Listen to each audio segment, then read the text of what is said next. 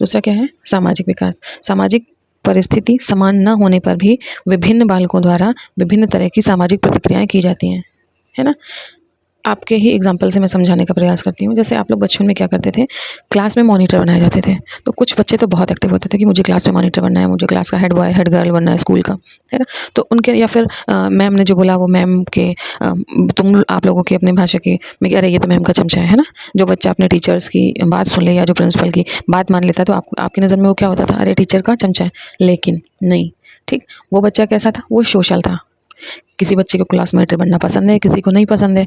कोई head girl बनना चाहता है, हेड बॉय, कोई नहीं, कोई उसे बोझ समझता है और कोई उसे पॉजिटिव में लेता है कि मैं लोगों की बच्चों की मदद कर पाऊंगा, मैं बच्चों के काम देख पाऊंगा। तो दो बच्चे हैं, एक ने बोला कि मैं बनूंगा, एक ने बोला मैं नहीं बनूंगा।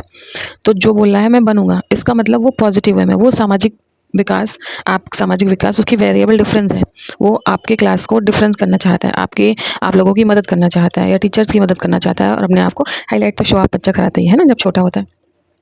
और जो नापसंद है वो कहता है अरे कहाँ कॉपी लेके ढूंढूं, मैम बोलेंगे ये करो वो करो, कॉपी चेक करो, कोई बोले नहीं उसको पॉइंट आउट करो, डायरी नोट डाउन करो। तो वो उसको बोझ समझता है। अपने शब्दों में जो बच्चा मॉनिटर बनना पसंद करता है वो सोशल है और जो नहीं पसंद करता वो उसको बोझ समझता है। ठीक, तो डिफरेंस हो गया ना, सामाजिक डिफरेंस हो गया। तीसरा है उपलब्धियों में अंतर। तीसरा क्या है, उपलब्धियों में अंतर। उपलब्धि कैसी होती है, छात्रों की शैक्षिक उपलब्धियों में अंतर का प्रमुख कारण क्या होता है। उपलब्धियां कोई ऐसी उपलब्धियां नहीं, जैसे आप कहोगे कि उसने डॉक्टरेट की डिग्री हासिल कर ली है ना तो वो उपलब्धि हो गई, ठीक, या उसने इंजीनियरिंग कर ली, नहीं। छात्रों क्यों, चूँकि आपको छोटे स्तर पर लेवल पे देखना है तो आप क्या देखोगे, उपलब्धि क्या होती है, बच्चों का इंटरेस्ट होता है, बच्चों का मोटिवेशन होता है और बच्चों की प्रैक्टिस होती है। तो छोटे बच्चों की उपलब्धियां यही होती हैं, उनका पढ़ने में अभिरुचि या रुचि इंटरेस्ट है या नहीं। कुछ बच्चे होते हैं एक्स्ट्रा ऑर्डिनरी होते हैं, आप क्लास में होमवर्क दोगे फटाफट वहीं करके तैयार हो गए, तो उनका इंटरेस्ट है पढ़ने में, मोटिवेट रहते हैं और वो क्या करते हैं, प्रैक्टिस करते हैं। तो उपलब्धियों के अंतर में 3 चीज़ें आपको समझनी है, इंटरेस्ट, मोटिवेशन और प्रैक्टिस। लास्ट नहीं है, नेक्स्ट है भाषा विकास। भाषा विकास में कैसे डिफरेंस होगा, उनके बोलने में, उनके लिखने में, उनके समझने में। आप लिख रहा है कोई बच्चा उल्टा सीधा लिख रहा है, ABCD लिखनी है तो किसी का A ऊपर जा रहा है B नीचे जा रहा है, वो लिखने का तरीका अलग हो गया। बोलने में आप बोलोगे उससे पहाड़ा सुनाओ तो वो बोलेगा 2 1 2 फिर नहीं आता सर जी, है ना। तो वो बोलने में डिफरेंस हो गया उसके, कोई स्पीड में बोल रहा है, कोई स्लो बोल रहा है, किसी का वॉइस क्लियर नहीं हो रहा है, तो ये बोलने में डिफरेंस हो गया। समझने में आपने एक क्वेश्चन समझाया, क्लास में 50 बच्चों में से 5 बच्चे जो अच्छे से समझ गए, बाद बाकी बच्चे नहीं समझे, तो उनके समझने में जो डिफरेंस होता है वो भाषा विकास के अंतर्गत आता है। अगला है मेन और मोस्ट इंपॉर्टेंट है आपके लिए, और इन शब्दों को जरूर याद रखिए, ज्ञानात्मक तथा क्रियात्मक क्षमताओं में अंतर। आप कहेंगे ज्ञानात्मक और क्रियात्मक, पहले तो ज्ञानात्मक और क्रियात्मक समझ लीजिए। ज्ञानात्मक क्या होता है, ज्ञानात्मक मतलब कॉग्निशन, कॉग्निशन मतलब किससे रिलेटेड होगा, हमारे माइंड से रिलेटेड होगा। और क्रिया, क्रिया आप जानते हो क्रिया कैसे होती है, चलना, दौड़ना, उठना, भागना, सोना, ये सारी क्या होती हैं, क्रियाएं। तो ये जो मोटर कैपेसिटी होती है, इनको हम क्या कहते हैं, मोटर कैपेसिटी। जो क्रियात्मक क्षमताएं होती हैं वो हमारी फिजिकली होती हैं, ज़्यादातर मेंटली होती हैं, उनके साथ में मेंटल के साथ में हम फिजिकल वर्क कहते हैं, वो क्रियात्मक क्षमताएं होती हैं। जैसे कि एक एग्जांपल के तौर पे समझिए, जैसे कॉग्निशन माइंड और क्रियात्मक क्षमताएं या मोटर कैपेसिटी, डिफरेंस क्या होता है इनमें। जैसे कोई बच्चा है, कोई है, वो आगे वैज्ञानिक बनेगा, तो उसका कौन सा माइंड अच्छा होगा, क्रियात्मक या ज्ञानात्मक, ऑब्वियसली ज्ञानात्मक है ना। लेखक बनना चाहेगा तो वो अपने शरीर का किस पार्ट का यूज करेगा, मस्तिष्क का, तो मस्तिष्क का करेगा तो ज्ञानात्मक। कोई कंप्यूटर वर्क कर रहा है तो वो मेनली वो क्या काम करते हैं, मेंटली वर्क। जो लोग मेंटली वर्क से अपना क्षमताएं उनकी ये डिफरेंस होती हैं तो वो ज्ञानात्मक होती हैं। और क्रियात्मक, जैसे कोई चित्रकार है, उसे अपना दिमाग तो चलना ही चलना है उसका, उसके साथ में वो हाथ भी चला रहा है, उसका जो मोटर स्किल होता है वो भी स्ट्रांग होता है, ड्रॉ कर रहा है वो भी बिल्कुल सटीक अक्षर से ड्रॉ कर रहा है, तो वो चित्रकार हो गया। भवन निर्माता जो आपके बिल्डिंग्स बनाते हैं ये, और डिज़ाइनर है जो आपके डिज़ाइन करते हैं, उनके फिजिकली मेंटली एक्टिविटी के साथ में फिजिकली एक्टिव भी रहते हैं, वो क्रियात्मक क्षमता या मोटर कैपेसिटी उसे कहते हैं। ठीक, नेक्स्ट बहुत लंबा वीडियो हो जाएगा, चलिए जल्दी कराते हैं। व्यक्तिगत विभिन्नताएं कैसी होती हैं, 2 तरीके की, अंतर्मुखी और बहिर्मुखी। अभी मैंने आपको अंतर और अंतर में डिफरेंस बताया था, तो वही लगभग अंतर्मुखी सेम, इंट्रोवर्ट जो हम अपने अंदर की जो हमारी प्रतिभाएं होती हैं, बहुत सारी चीज़ें हमारे अंदर छुपी होती हैं जिन्हें हम किसी से कह नहीं सकते, बहुत सारी प्रतिभाएं होती हैं, अंदर का स्किल होता है ना। बहिर्मुखी, जैसे अंतर्मुखी लोग होते हैं, मन ही मन सोचते रहते हैं, मैं ये करूँगा, मैं वो करूँगा, और वो अपना करते हैं। बहिर्मुखी जो कई डायरेक्शंस में सोचते हैं, वो एक्सट्रोवर्ट होता है। जैसे एक आजकल जैसे मोदी जी हैं, तो आप उन्हें कौन कौन किस एग्जाम्पल में रखेंगे? वो अंतर्मुखी हैं या बहिर्मुखी हैं? कमेंट्स में आंसर करें। वो बहिर्मुखी है ना। तो जो राजनेता नेता टाइप के लोग होते हैं वो ज़्यादातर बहिर्मुखी होते हैं। ठीक। नेक्स्ट आगे बढ़ो, मैं इसको आगे एक्सप्लेन और करूँगी। अभिरुचियों एवं अभिक्षमताओं में विभिन्नता। अब अभिरुचि तो समझते हैं आप, इंटरेस्ट होता है, और अभिक्षमता क्या होता है? एप्टीट्यूड। ठीक। कुछ छात्रों में यांत्रिक अभिक्षमता या संख्यात्मक अभिक्षमताएं होती हैं। जैसे बच्चों में इंटरेस्ट होता है और एप्टीट्यूड होता है। जैसे मशीनरी लगा होता है, कोई कैलकुलेटिव लगा होता है, संख्यात्मक लगा होता है। तो ये अलग अलग जो विभिन्नताएं होती हैं। कोई इंजीनियरिंग लाइन में अपना करना चाहता है ना, तो कोई मैथमेटिशियन बनना चाहता है, कोई साइंटिस्ट बनना चाहता है। तो ये अलग अलग उसके इंटरेस्ट के अकॉर्डिंग वेरियल डिफरेंसेस होते हैं। ठीक। चलिए नेक्स्ट आपका जो क्वेश्चन आता है वो आता है व्यक्ति विभिन्नता का कारण क्या क्या है। जल्दी से समझ लेते हैं। पहला आनुवंशिक कारण होता है, कुछ लोगों के जीन जो ट्रांसफ़र होते हैं हमें, वो आनुवंशिक कारण हो गया। दूसरा मेन कारण होता है वो वातावरण, इन्वायरमेंट का कारण होता है। आप जिस इन्वायरमेंट में रहते हैं उसका इफेक्ट आपके ऊपर बहुत ज़्यादा पड़ता है। आप किसी गांव में रहते हैं, किसी स्लम बस्ती में रहते हैं, अब आप कहेंगे कि अरे मैम उन्होंने तो ऐसा कर लिया। मैंने कुछ की बात करी, ना कि 100% की बात करी। मोस्ट ऑफ पीपल उसी इन्वायरमेंट को एक्वायर करते हैं, अडाप्ट करते हैं, ग्रहण करते हैं जो उनके आसपास होता है। ठीक। उनमें से कुछ तो अलग होते हैं, फिर तो तभी तो कहा जाता है कि कमल जो है कीचड़ में खिलता है। नेक्स्ट आ जाता है आर्थिक स्थिति एवं शिक्षा। आर्थिक स्थिति, इकोनॉमिक जो फाइनेंशियली हमारी होती है घरेलू, उसको उस पर भी काफ़ी हमारा वेरिएबल डिफरेंसेस जो होते हैं, व्यक्तिगत विभिन्नताएं होती हैं, वो असर डालती हैं। ठीक। अगला क्यों डालती हैं? कोई बच्चा तो आ रहा है बिल्कुल सूट बूट टाई वाई पहन के क्लास में, और कोई बच्चा बेचारा फटे जूते पहन के आ रहा है, तो वो मेंटली हमेशा डिस्टर्ब रहता है दूसरे बच्चों को देख करके। इन्हीं कारणों को देखने के बाद में अपना मैकाले ने जो शिक्षा नीति लाई थी, उसके बाद जो शिक्षा में सुधार हुए वो ड्रेस कोड लागू हुआ था। क्योंकि अंग्रेज बच्चे भी पढ़ते थे और हिंदुस्तानी बच्चे भी पढ़ते थे। अंग्रेज बच्चे के पास पैसा होता था, हिंदुस्तानी बच्चे गरीब होते थे। तो ये डिफरेंसेस होते थे, तो उनका जो मेंटल स्ट्रोमा था वो काफ़ी लो होने लगता था। तो इसीलिए ड्रेस कोड जो स्कूलों में होता है 12th तक का मेनली वो ड्रेस कोड लाया गया था। नेक्स्ट आ जाता है परिपक्वन, मैच्योरिटी की बात होती है। आप अगर कम उम्र में हैं, आपकी उम्र किसी ने कहा अरे चलो ठीक है एक सुट्टा लगा के देखते हैं ना, या चलिए थोड़ा सा इतना टेस्ट करके देखते हैं, मसाला खा के देखते हैं, तो वो बच्चा क्या करता है? परिपक्व नहीं है, उसको समझ नहीं है कि मुझे क्या करना है क्या नहीं करना है, वो मैच्योर नहीं होता है।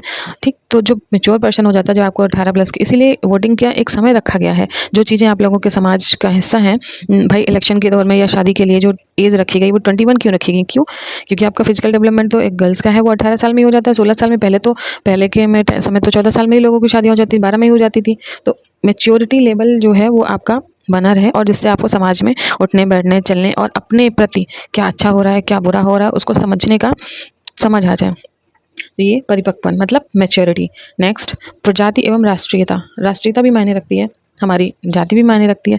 कैसे? पहले प्रजाति, जैसे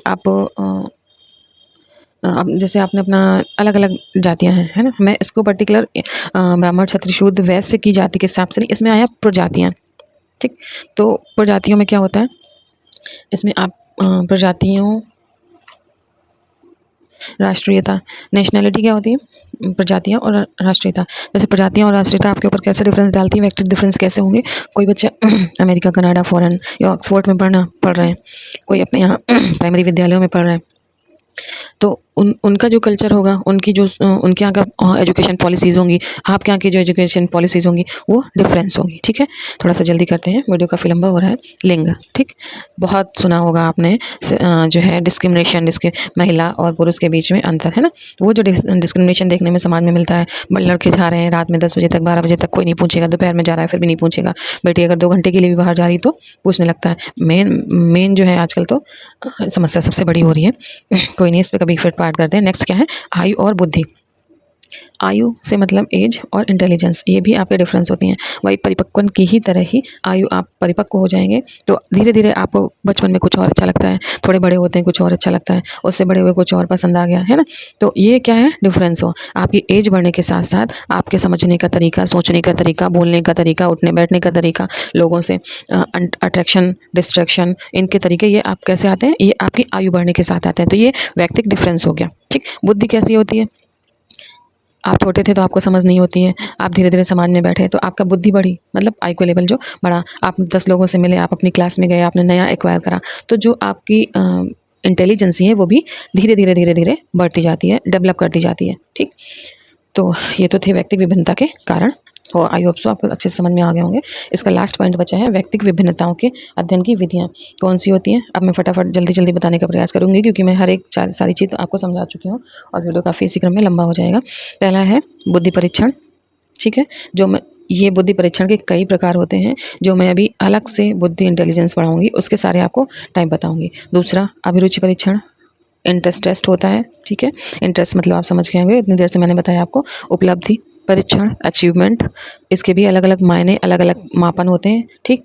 व्यक्तिगत परीक्षण, personality test, test of emotions, संवेगों के परीक्षण होते हैं। और अभिक्षमता एप्टीट्यूड टेस्ट होते हैं, एप्टीट्यूड टेस्ट होते हैं। नेक्स्ट आ जाइए, व्यक्तिगत विभिन्नताओं के अध्ययन का शिक्षा में विकास, मोस्ट इंपॉर्टेंट और 2 नंबर में पूछा जाने वाला क्वेश्चन है, ठीक। कैसे शिक्षा में आप कैसे इसको व्यक्तिगत विभिन्नता के महत्व इंपॉर्टेंस को समझेंगे।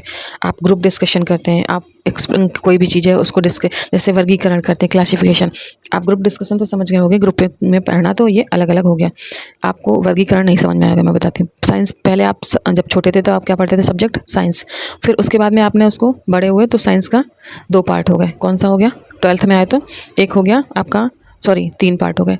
एक हो गया भौतिक विज्ञान, रसायन विज्ञान और जीव विज्ञान, ठीक है। आप ग्रेजुएशन लेवल पे पहुँचे, आपने क्या करा, जीव विज्ञान जो था उसके भी पार्ट हो गए, जूलॉजी और बॉटनी, ठीक। फिर आप जब पीजी लेवल पे पहुँचेंगे, जूलॉजी के भी कई सारे पार्ट हैं, जेनेटिक है ना, जेनेटिक जो है पेपर है, और माइक्रोबायोलॉजी पेपर है, और इस तरह से फूड टेक्नोलॉजी अलग, उसमें उसके कई सारे पार्ट आ गए। तो जो अलग अलग करते हैं उनको हम क्लासिफिकेशन कहते हैं। नेक्स्ट टीचिंग मेथड होता है, ठीक। कैसे शिक्षा के क्षेत्र में मोस्ट इंपॉर्टेंट क्या है, व्यक्तिगत विभिन्नताओं में शिक्षा का महत्व, अध्यापन की विधियाँ हैं। दूसरा नेक्स्ट आपका पाठ्यक्रम क्यूरिकुलम है, ठीक।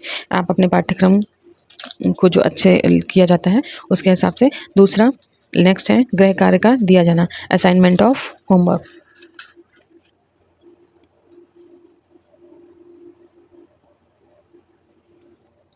असाइनमेंट ऑफ होमवर्क, ठीक है।